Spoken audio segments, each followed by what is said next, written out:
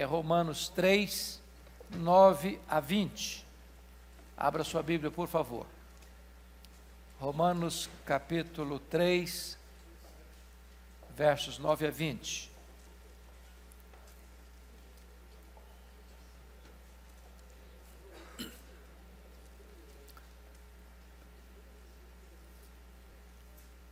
Nós vamos fazer essa leitura, você vai acompanhar a leitura e depois você deixa a sua Bíblia aberta no texto.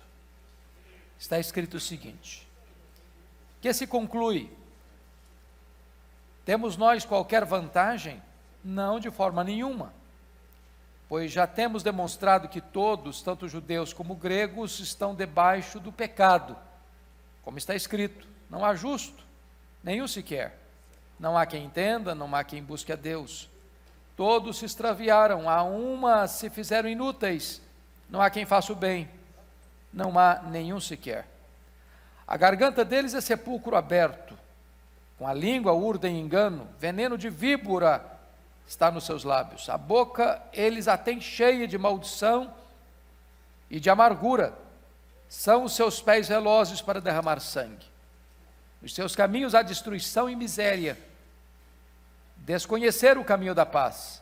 Não há temor de Deus diante de seus olhos. Ora, sabemos que tudo o que a lei diz, aos que vivem na lei o diz, para que se cale toda a boca e todo mundo seja culpável perante Deus.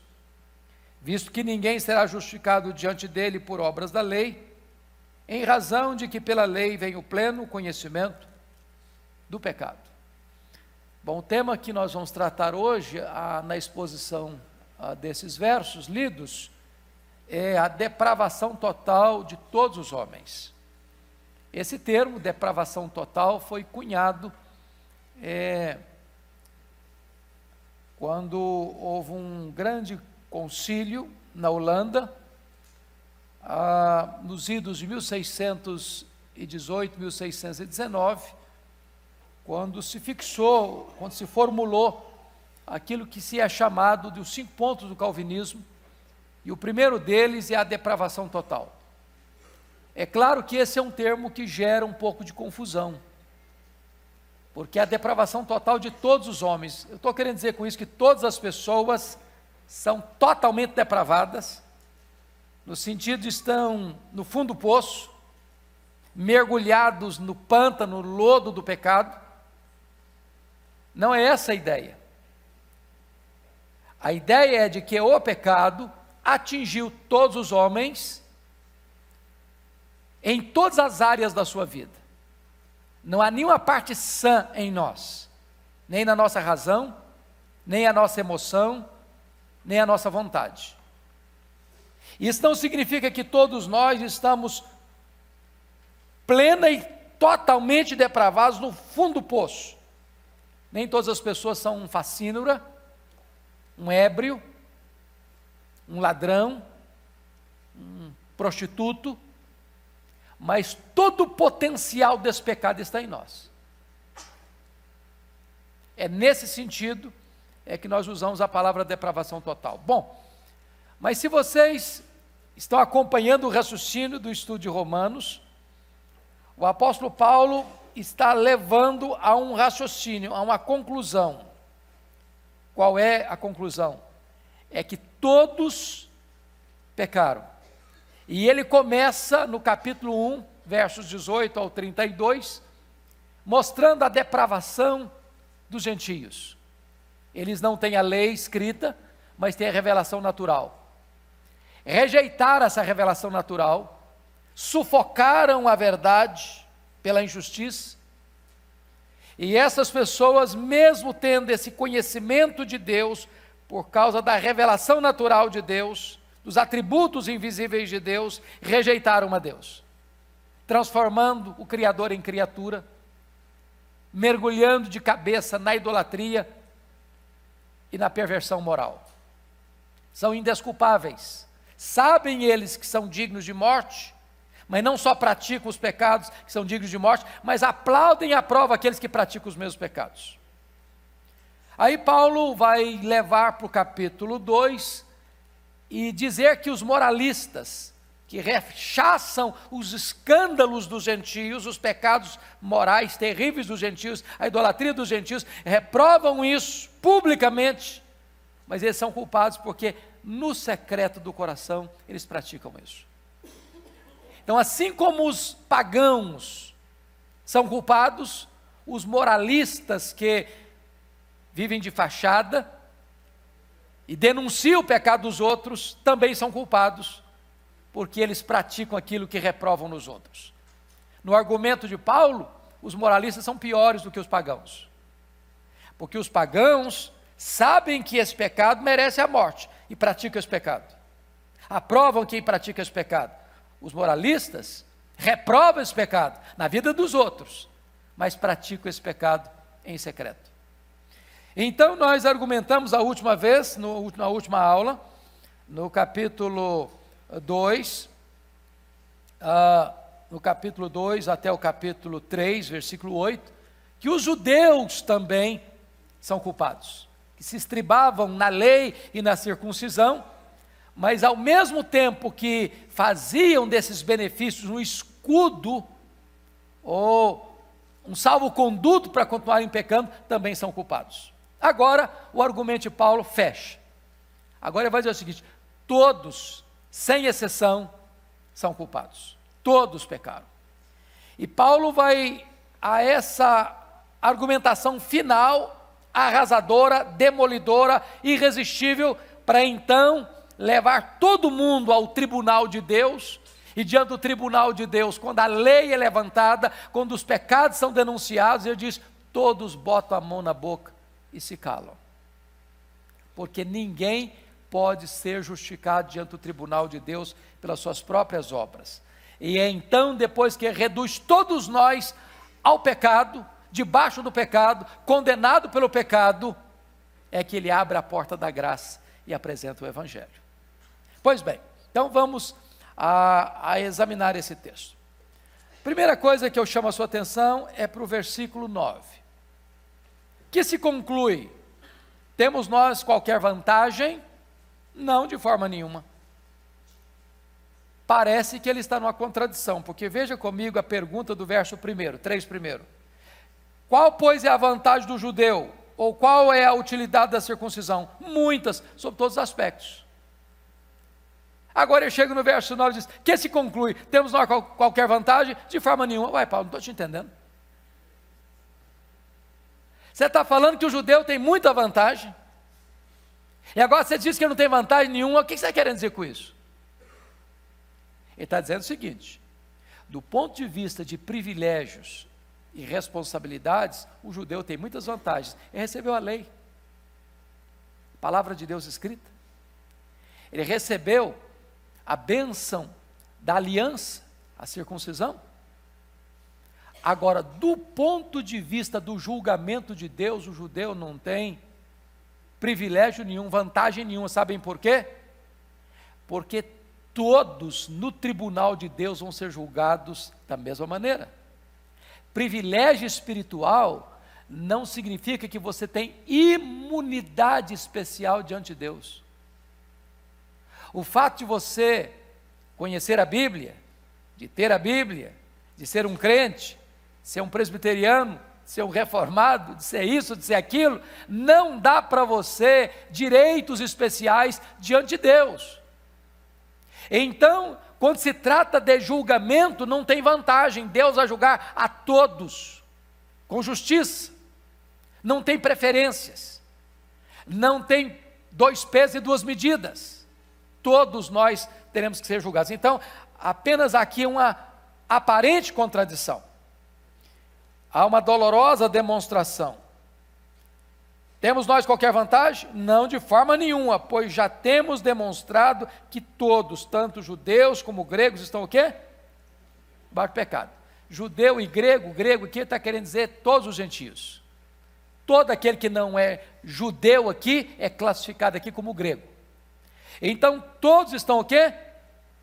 Debaixo do pecado. A palavra debaixo do pecado na língua grega traz a ideia de você estar debaixo da escravidão, do domínio, do império, do comando, que você está como que esmagado debaixo desse pecado.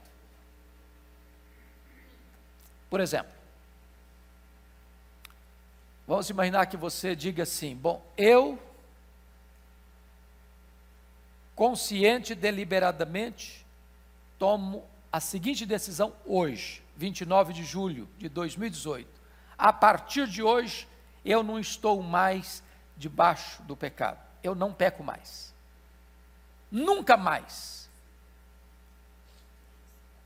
Pergunta a você: você levaria a cabo essa decisão?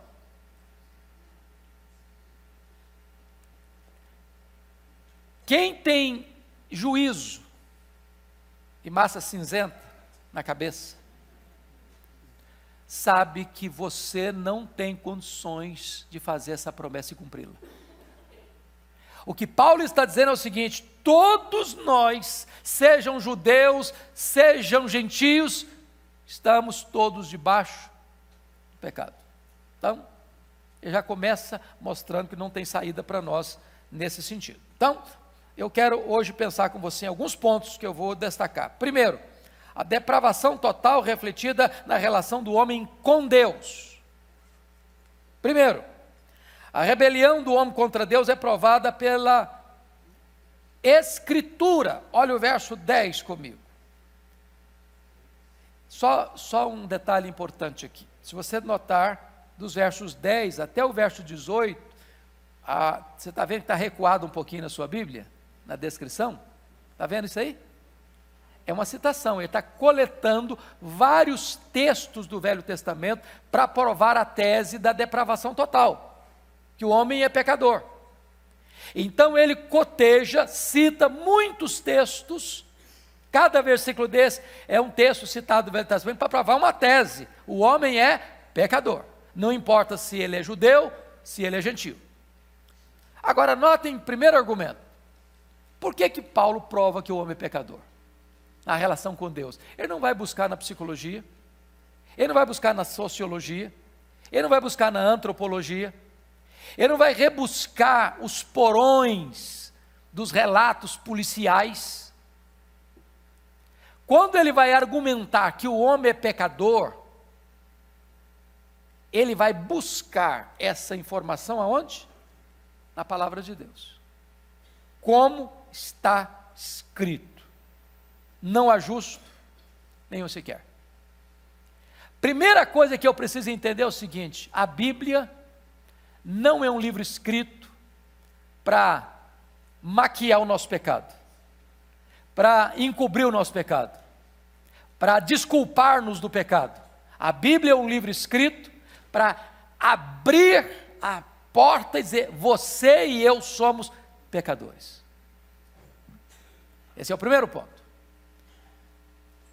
Segundo ponto: a rebelião do homem contra Deus é provada pela experiência. Não é só a Bíblia que diz que eu sou pecador, não. A minha experiência prova. Nós acabamos de ouvir um sermão sobre isso. A experiência sua e minha prova isso. Se você falar assim: não, mas eu não sou tão pecador como o pastor Ival pregou ali hoje, não. Esse texto de Romano está muito pesado, eu sou gente boa. Se você começar a dizer que você é gente boa, você está muito doente. A sua percepção está completamente turva, nublada. Porque, na verdade, quanto mais você se aproxima de Deus, mais consciência você tem de que é pecador. Quanto mais longe de Deus você estiver, mais você vai bater palma para você. Quanto mais longe de Deus, mais soberba. Quanto mais perto de Deus, mais quebrantamento.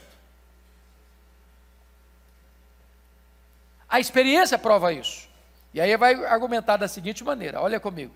Como está escrito: não há justo nenhum sequer. Todos se extraviaram, a uns se fizeram inúteis, não há quem faça o bem, não há um sequer. Veja você que está tratando da sua relação com Deus.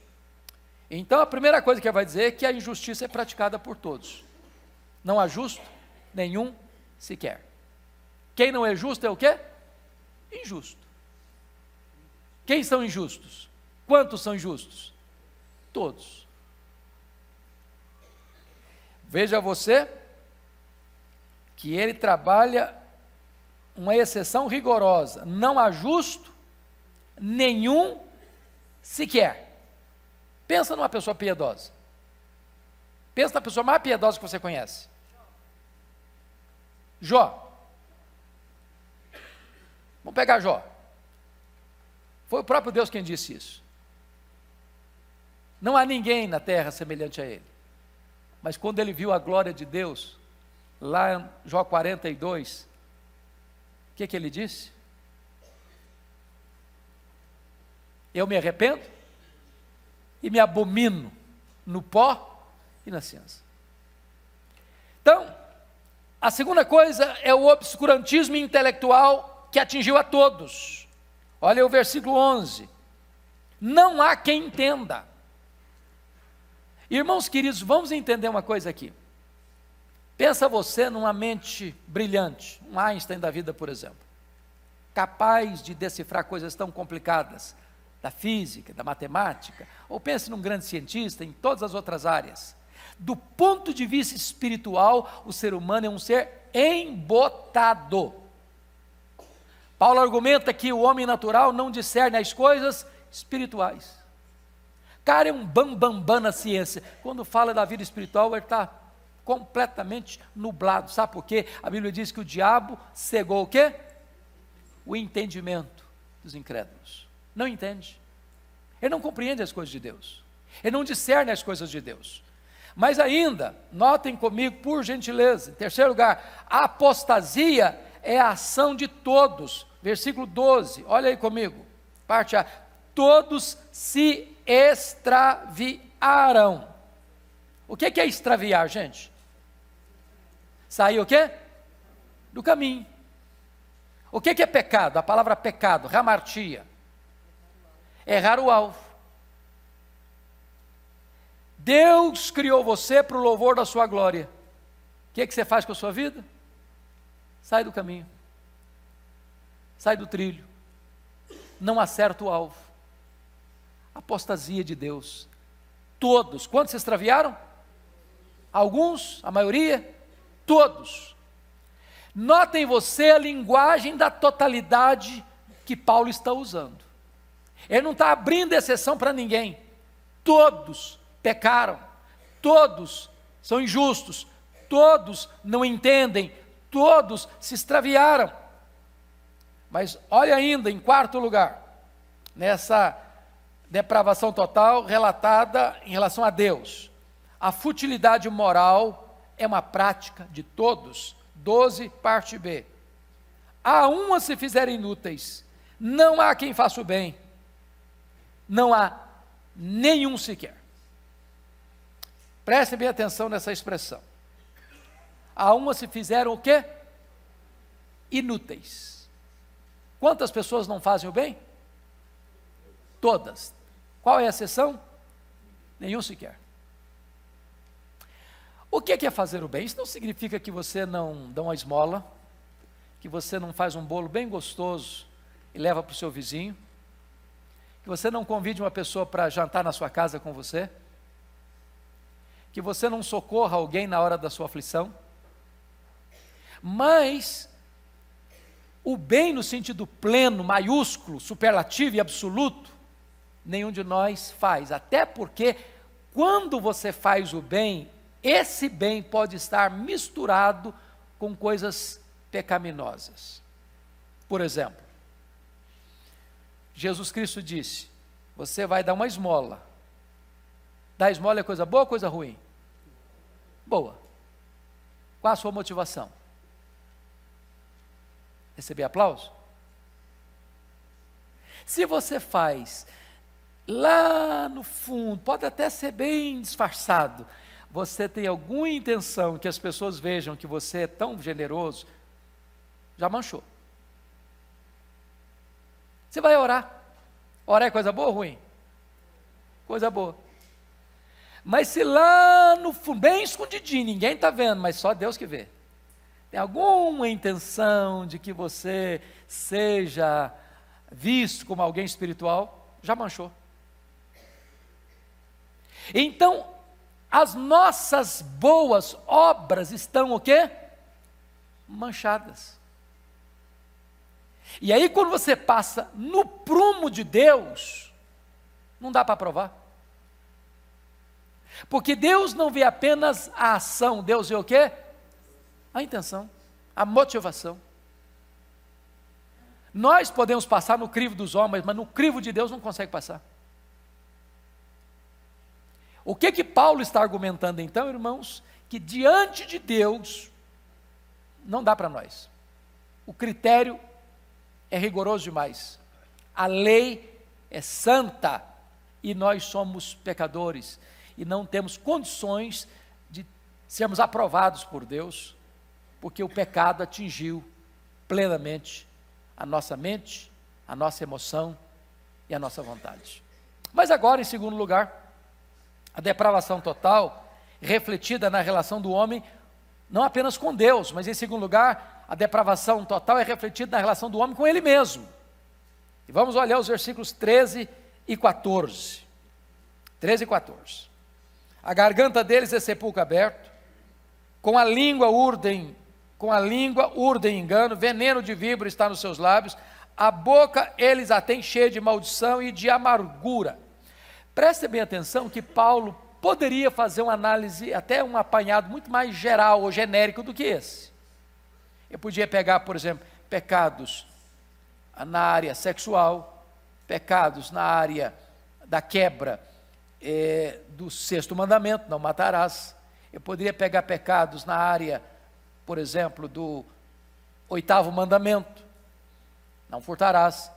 Eu poderia pegar pecados da quebra da primeira tábua da lei em relação a Deus, de ter outro Deus, idolatria, de desonrar o seu nome, de não honrar pai e mãe. Mas ele vai como que focar na questão da língua. Então vamos olhar aí, primeira coisa, a garganta é uma sepultura ávida para enterrar as pessoas.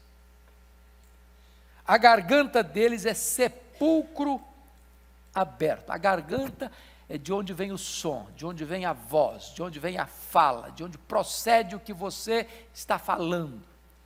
Ele não fala apenas que a garganta é um problema, a sua fala é um problema, não.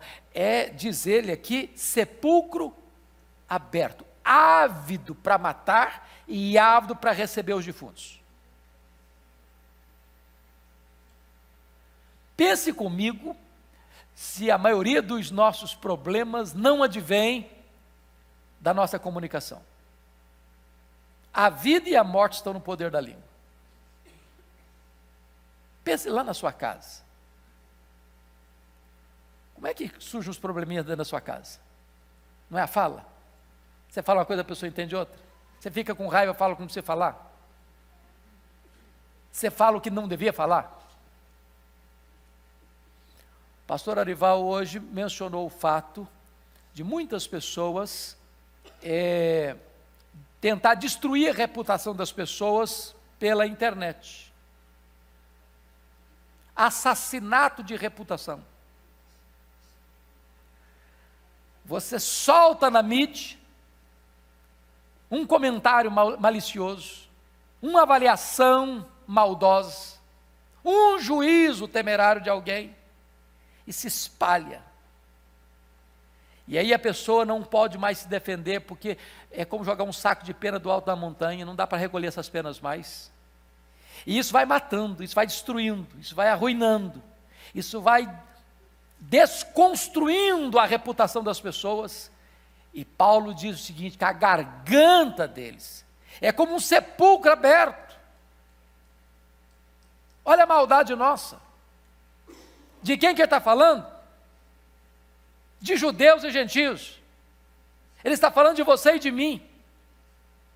Nós não estamos aqui dizendo para os outros, não, isso é você, isso sou eu, somos nós. Segundo lugar, a língua é uma agência de engano e mentira. 13, parte B, confira aí comigo. Com a língua urdem engano. O que é engano, irmãos? que é engano? É você construir um argumento para levar uma pessoa a pensar uma coisa, quando a realidade é outra. Engano é mais do que uma mentira aberta, deslavada. Engano é quando você quer construir um argumento para a pessoa pensar uma coisa boa, quando lá por trás o seu propósito é mau. Estou enganando. Foi o que a serpente fez com Eva. É assim que o Senhor disse? Não, não foi assim nada, é outra coisa. É levar você a ter um juízo equivocado da realidade. Isso é engano. E Paulo está argumentando que esse é o seu problema, esse é o meu problema, esse é o nosso problema. A nossa corrupção e maldade está a esse ponto da nossa língua, está a serviço do engano. Do engano. Terceiro, olha comigo.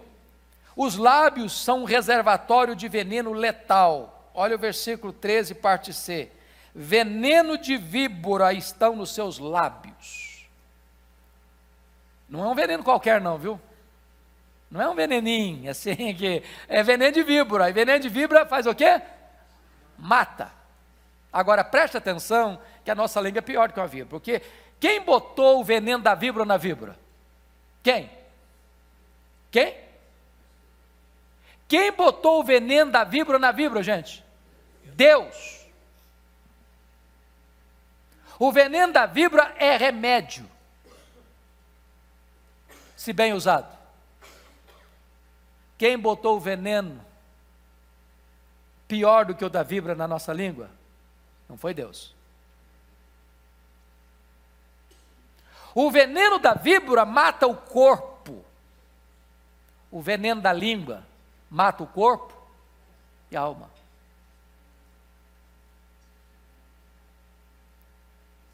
O veneno da víbora inocula numa única pessoa. Uma víbora não pode morder 50 pessoas ao mesmo tempo. Mas o veneno da língua se espalha como um fogo na palha seca. Então o apóstolo Paulo está argumentando aqui que a nossa situação é muito crítica. Muito crítica. E ele não está falando de alguém lá distante, não, ele está falando de você e de mim. Quantas pessoas?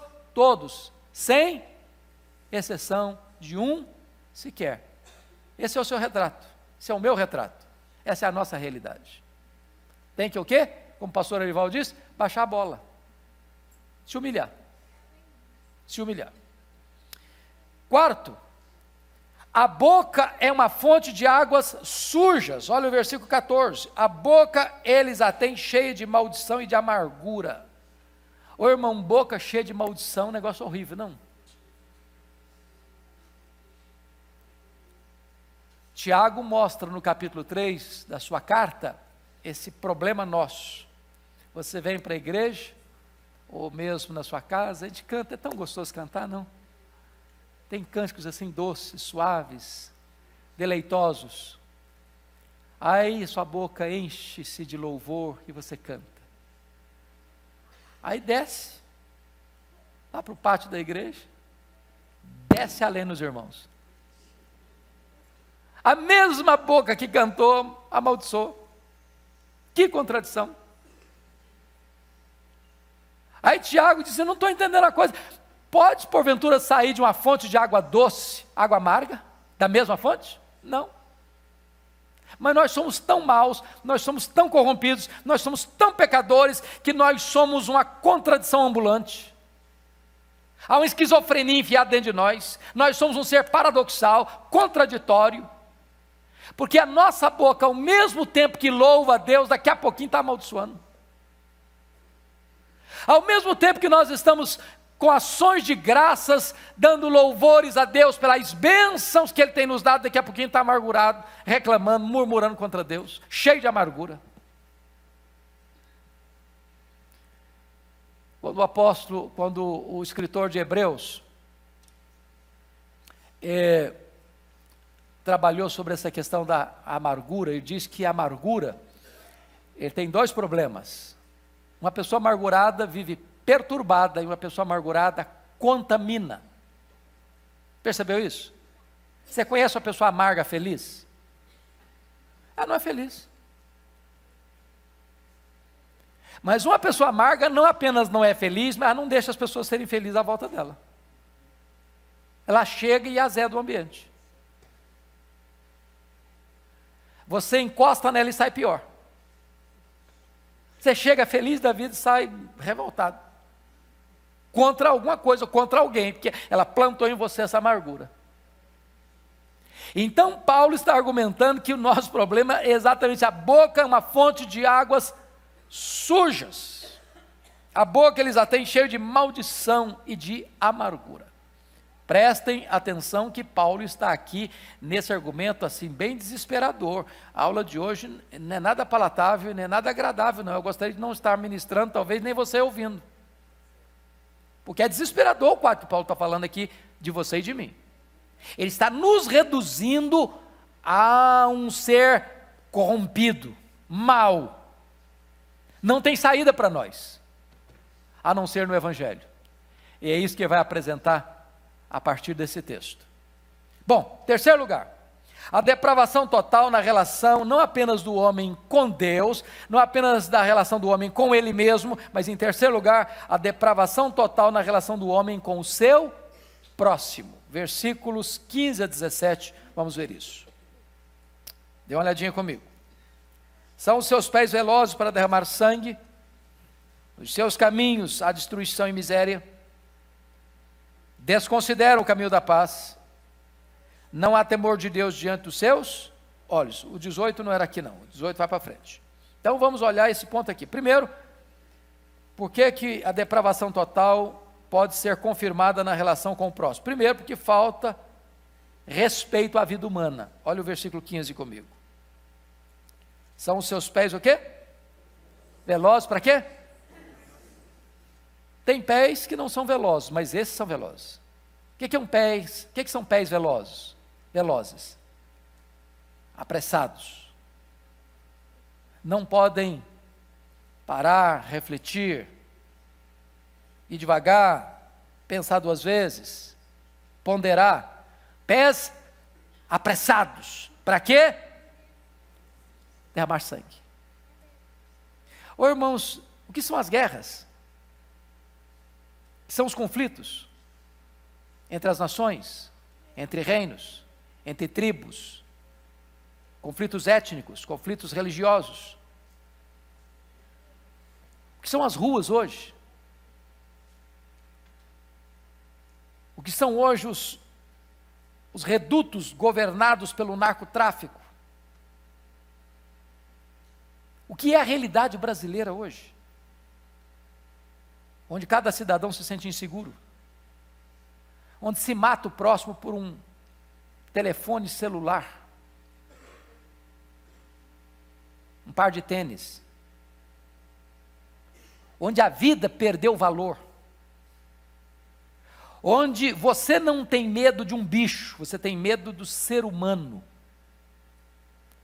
de você sair à rua e ficar olhando, vigiando, e não é um monstro que está chegando, não, é um ser igual você, parecido com você, da sua mesma natureza. É horrível isso. Ou vocês não têm essa sensação às vezes, está andando na rua e fica todo desesperado, olhando para cá e para lá. Por quê? É que o pecado chegou ao ponto do homem tornar-se veloz para derramar sangue, e faz isso sem nenhum problema de consciência.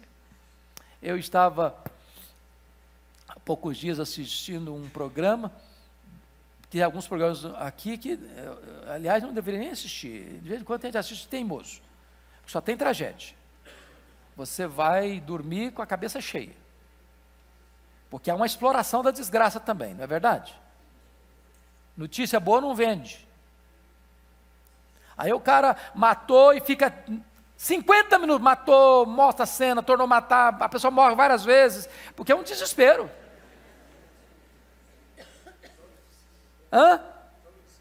Joga, é uma coisa louca. Mas aí o cidadão recebeu 3 mil reais para matar uma pessoa, pistoleiro de aluguel. Já pensou que monstro o ser humano virou? Esse assassino de aluguel pistoleiro de aluguel, nunca tinha visto a pessoa, essa pessoa nunca tinha falado mal dele, nunca tinha feito mal para ele, recebeu 3 mil, botou no bolso, foi lá, deu 5 tiros na pessoa, foi para casa, tomou um banho, jantou e dormiu, como se tivesse pisado em cima de uma barata. Tem gente, nem barata consegue matar sem dor na consciência. Pés velozes para derramar sangue. Segundo lugar, falta de respeito não apenas pela vida humana, mas falta de respeito pelos valores humanos. Olha o verso 16 comigo, por gentileza. Nos seus caminhos há destruição e miséria. Parece uma tempestade. Já viu uma tempestade muito devastadora? Por onde ela passa, ela leva o quê? Destruição. Quando ela vai embora, ficou o quê? Miséria. É uma devastação. O ser humano virou isso. Ele passa, ele destrói. Destrói com a vida, destrói com as palavras, destrói com as atitudes, destrói com as ações, com as reações. O rastro que ele deixa para trás é um rastro de miséria. Meus irmãos, Paulo não está falando de bichos irracionais, ele está falando da raça humana, de judeus e gentios. Ele está falando de você e de mim. Esse é o nosso retrato. A moldura do retrato é depravação total. Terceiro, não apenas falta de respeito à vida humana, não apenas falta de respeito aos valores humanos, mas em terceiro lugar, falta de respeito pelos relacionamentos humanos. Olha o verso 17 comigo. Desconhecer o quê? Caminho da paz. O que a Bíblia diz? No que depender de vós, tende paz. Com quantas pessoas? Todos os homens. Agora, eu só peço a você para pensar um pouquinho em você mesmo. Já teve problema com alguém? Já brigou com alguém? Já ficou de mal com alguém alguma vez? Não, de mal assim não, de cara torcida. Aborrecido? Deixou de falar com alguém algumas vezes? Guardou mágoa? Já deu vontade de dar uma bicuda na canela? Hã? Já torceu para a pessoa levar um chumbo na asa? Ele vai me pagar. Eu não vou fazer na mágoa. O dia que alguém fizer, eu vou ficar feliz da vida. Ah, chegou a sua vez, cara. Ou isso nunca passou no coração de vocês? São mais santos? São exceção do que Paulo está dizendo aqui. Agora pense um pouquinho, queridos. O que é que nós poderíamos fazer agora como novas criaturas em Cristo para sermos ministros da reconciliação? Eu vi uma cena na nossa reunião que eu gostei muito. Alguns colegas se aproximaram de uma pessoa que, no entendimento deles, tinha falado ou feito alguma coisa que não tinham gostado. Tendência natural, quando você vê uma situação dessa, é de dar o troco, não? Você fala mal de mim, eu falo mal de você. Patou, 0-0, 1-1. Como é que você ganha um inimigo?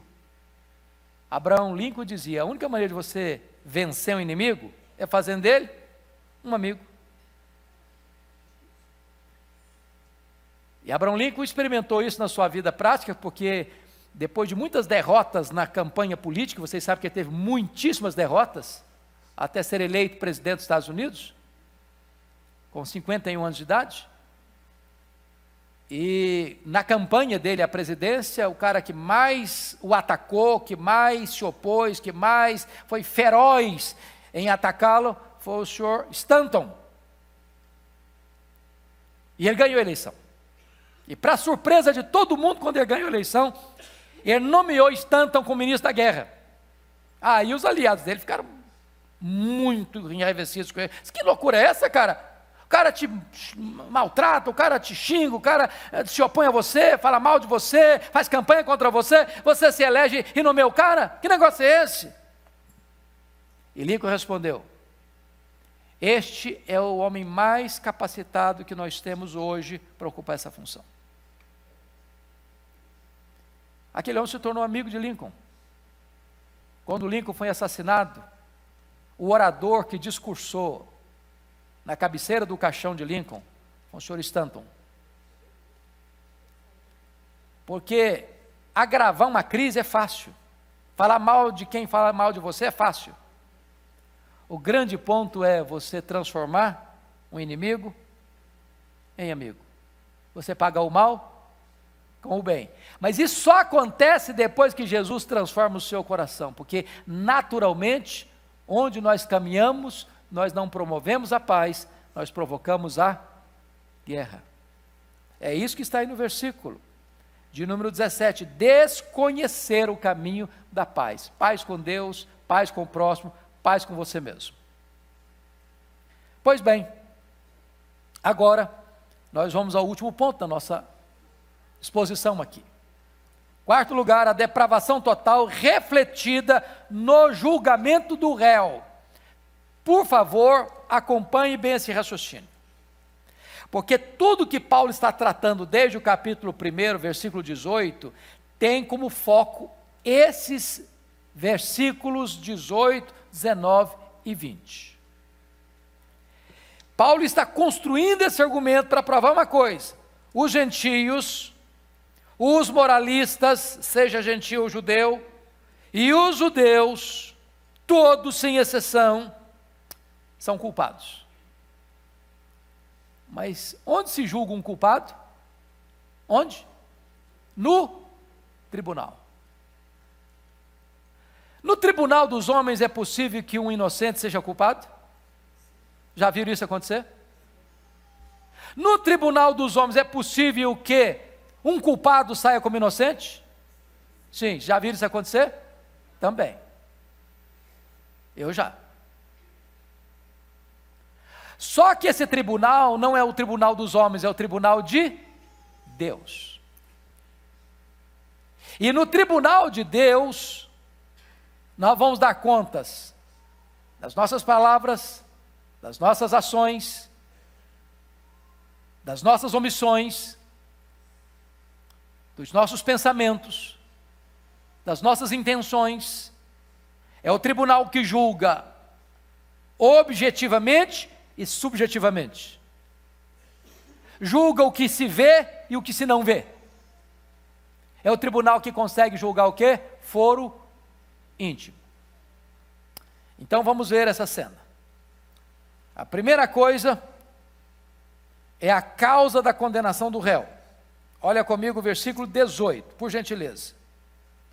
Não há temor de Deus diante de seus olhos. O que você aprende sobre o temor de Deus? O temor de Deus é o quê? O que a Bíblia ensina? O temor do Senhor é o princípio da sabedoria. Qual é o maior freio moral que você tem na sua vida para não errar, para não pecar? Temor de Deus.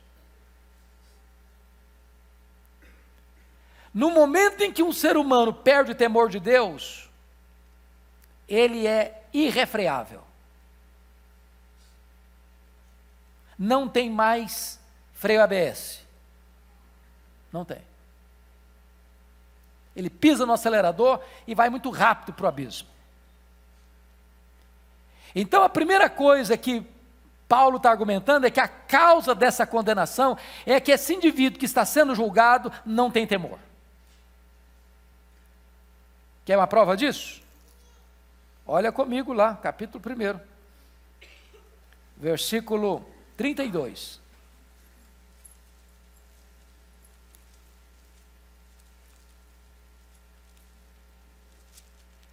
Vamos ler juntos, 32? Ora, conhecendo eles a sentença de Deus, os que são passíveis de morte, os que tais coisas praticam, não somente as fazem, mas também aprovam os que assim procedem. Deus falou, não interessa não. Vou fazer assim mesmo. Está errado, mas vou fazer assim mesmo. Vai morrer, mas faça. Faça. O que está levando essa pessoa a essa ditadura do relativismo moral? Falta de quê? Temor de Deus. Amados irmãos, falta de temor de Deus significa que a consciência foi corrompida, contaminada e o quê? Cauterizada. Uma boa definição de consciência cauterizada, pensa em você uma bola. Vou imaginar que o seu cérebro é uma bola. Aí dentro desse cérebro que é uma bola, tem muitas flechas, pontiagudas. Quando você mexe, as flechas espetam. Aí você faz uma coisa errada, uma espetada. Uma fisgada na consciência. Porque todo homem tem dentro de si uma lei moral. A consciência do certo e do errado. Não importa se é um índio, lá na selva, não importa se é o cara da metrópole mais secularizada. Todos têm consciência. Nós não somos um bicho.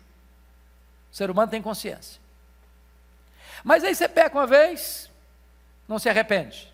Peca a segunda vez, não se arrepende. Peca a terceira vez, não se arrepende. Peca a quarta vez, não se arrepende. Daqui a pouquinho você peca e não sente mais nada. Mais nada. Não é que o pecado deixou de ser pecado. É que você está no estágio pior. É a linguagem do leproso. Como é que as pessoas lá atrás sabiam que eram leprosas? Quando de repente você está mexendo com a água quente, cai uma água fervendo no seu pé, senti nada. A lepra deixa a pessoa o quê? Insensível. A flechinha pontiaguda ficou rumbuda. Aí vira, não dói mais, não machuca mais, não pesa mais, porque a consciência ficou o quê? Cauterizada. E isso na linguagem bíblica é falta de temor de Deus. Vocês lembram lá em Neemias capítulo 5, quando Neemias está confrontando os nobres, que estavam construindo o muro, de repente as pessoas pobres que estavam sendo exploradas, não tinham nem comida para botar na panela, trabalhando no muro, enquanto os outros estão lá também trabalhando no muro, mas cheio da grana, tinham explorado os pobres, tomado deles as suas casas, suas terras, suas vinhas, e eu falei, mas irmão, os nossos filhos são iguais aos de vocês, nós não temos comida em casa, e eles aqui estão com demais. Aí Neemias confronta esses nobres, vocês são usurários. Sabe o que me levou a não explorar esse povo, a não agir como os governadores que vieram antes de mim?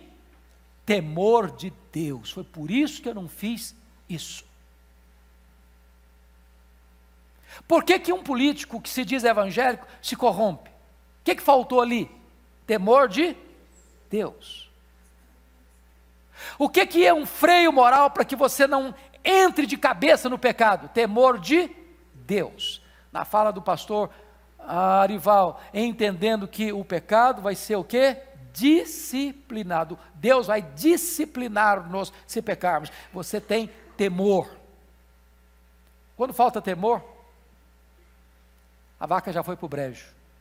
Essa é a causa da condenação do réu. Segundo, a base da condenação do réu. Olha o versículo 19 comigo. Ora, sabemos que tudo o que a lei diz aos que vivem na lei o diz, para que se cale toda a boca, e todo mundo seja culpável perante Deus. Qual é o nosso problema com a lei? A lei ela não pode nos absolver no tribunal. Porque a lei é fraca? A lei é impotente? Em si mesma? Não. O problema da lei não é a lei. O problema da lei é com quem ela lida. A lei é boa, a lei é justa, a lei é santa, a lei é espiritual. Mas a lei lida com você e comigo, que somos fracos, somos falhos, somos pecadores. vulneráveis. E a lei é justa. Ela não faz concessão. Na linguagem de Paulo em Romanos, mais tarde, nós vamos chegar lá, para mim uma das figuras mais lindas. Sabe como é que Paulo compara a lei? Paulo compara a lei como um marido. A mulher está ligada ao marido até quando? Enquanto ele viver, morrendo, porém, o marido, ela está livre para casar com outro. Mas enquanto ele viver, ela não pode. Aí Paulo diz, a lei é o marido. Esse marido é santo, esse marido é justo, esse marido é espiritual, esse marido é... O que eu estou falando? É você esse marido? Esse marido é um maridão. Só que a mulher, sabe quem é a mulher? Somos nós, essa mulher atabalhoada. Essa mulher é complicada, essa mulher não acerta em nada, ela erra toda hora, ela fala bobagem, ela é complicadíssima. Só um problema, esse marido não morre. E ela não pode se livrar dele. Aí pronto, aí. Você chegou na hora, viu, Tati? Você salvou esse homem agora. Agora prestem bem a vocês. Qual o argumento que Paulo vai usar? Sabe quem morre? É a mulher. A mulher morre. E sabe o que acontece? A morte acaba com o casamento. Quando essa mulher ressuscita, ela casa com outro marido. Sabe quem é esse marido? É Jesus Cristo. É Jesus Cristo. O grande aspecto que eu quero levantar hoje aqui para nós é o seguinte: pela lei, todos nós estamos condenados, porque a alma que pecar, essa morrerá. Deus não inocentará o culpado. Então, o que Paulo está argumentando é que a base da condenação é que a lei exige a nossa morte. Sabe por quê? Porque nós pecamos. Não tem saída para nós. Olha para onde Paulo está nos levando antes de apresentar o Evangelho. Finalmente, terceiro lugar, a impossibilidade da absolvição do réu. Veja comigo o verso 20, por favor. Visto que ninguém será justificado diante dele por obras da lei, em razão de que, pela lei, vem o pleno conhecimento do pecado. Agora vamos entender esse ponto aqui, por favor, vamos entender esse ponto aqui. Primeiro, qual a finalidade da lei? É absolver o réu? Mostrar o pecado. O propósito da lei é dizer o seguinte: olha, você não tem saída, você é pecador, o salário do pecado é a morte. O propósito da lei, olha capítulo 4, comigo, versículo 15, porque a lei suscita a ira. Como assim suscita a ira? O pastor pregou, quando você peca, isso provoca o quê? A ira de Deus.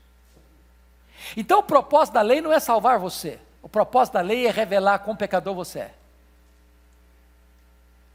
Não é porque a lei é injusta não, a lei é boa. O problema é que eu sou pecador, e a lei não faz concessão. Outra coisa, a inabilidade da lei. Ou seja, no versículo 20 diz que visto que ninguém será justificado diante dele por obras da lei, em razão de que pela lei vem o pleno conhecimento do pecado. Quanto mais a lei chega perto de mim, mais eu tenho consciência do pecado. Vou ilustrar para vocês o que é a lei, para ficar fácil. Vamos pensar em construção civil. Tem um aparelhozinho que todo construtor usa, chamado de prumo, né? Você bota o prumo para ver o quê? Para ver se a parede está torta ou direitinho. Só que o prumo mostra que a parede está torta, mas o prumo não conserta a parede. Ele só prova que ela está torta, mas não conserta. Vamos pensar em outra coisa. A lei é como um raio-x. Quais são os exames mais chiques do que raio-x? Raio-x da minha época, hoje é outra coisa. Radar de trânsito. Ele te multa, mas ele não conserta você no trânsito. não paga a sua conta também. Né? Vamos pensar no raio-x, na tomografia computadorizada. Ele consegue identificar um tumor em você, mas ele não é o bisturi que tira o tumor. Ou uma lanterna, um farol, você está caminhando no escuro, o farol está te apontando o caminho. Ele aponta a pedra no caminho, mas não tira a pedra. Essa é a lei. Ela mostra o seu pecado, mas não retira o seu pecado. A lei, nesse sentido, é inábil para levar você à salvação, à absolvição.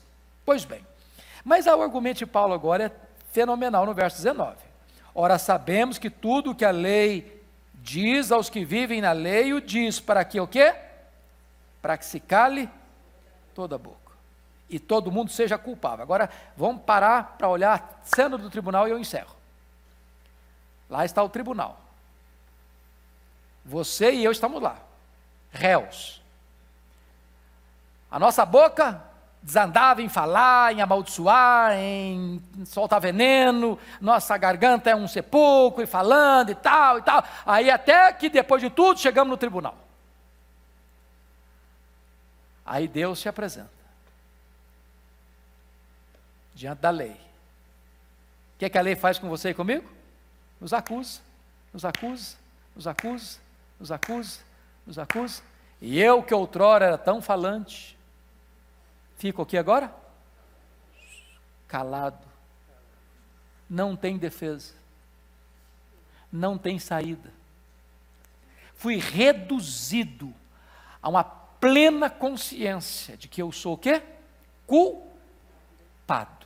Não tem argumento de defesa. Estou, de fato, reduzido à condenação. Não abra a boca para me defender, porque de fato eu sou culpado. Paulo nos leva a essa conclusão, louvado seja o Senhor, para dizer no versículo 21, abrindo a porta da graça, mas agora sem lei se manifestou a justiça de Deus, testemunhada pela lei e pelos profetas, justiça de Deus mediante a fé em Cristo Jesus, para todos e sobre todos os que creem, porque não há distinção, louvado seja o Senhor. Primeiro Deus mostra para mim que eu estou pecador, que eu não tenho saída, que eu não tenho desculpa, que eu não tenho defesa, que eu estou condenado. E aí sim Ele mostra para nós a graça, a salvação em Jesus. Esta é a exposição que Paulo vai fazer daqui para frente. Até aqui Paulo nos levou a esse ponto. A sala do julgamento. Até aqui Paulo nos levou a esse ponto. Eu boto a mão na boca e diz, não tem mais defesa para mim.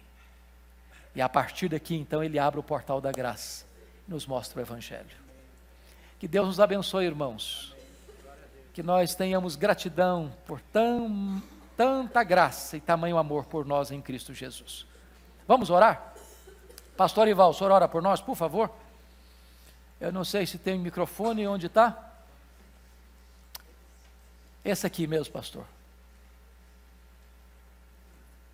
Vamos ficar em pé, queridos, por favor?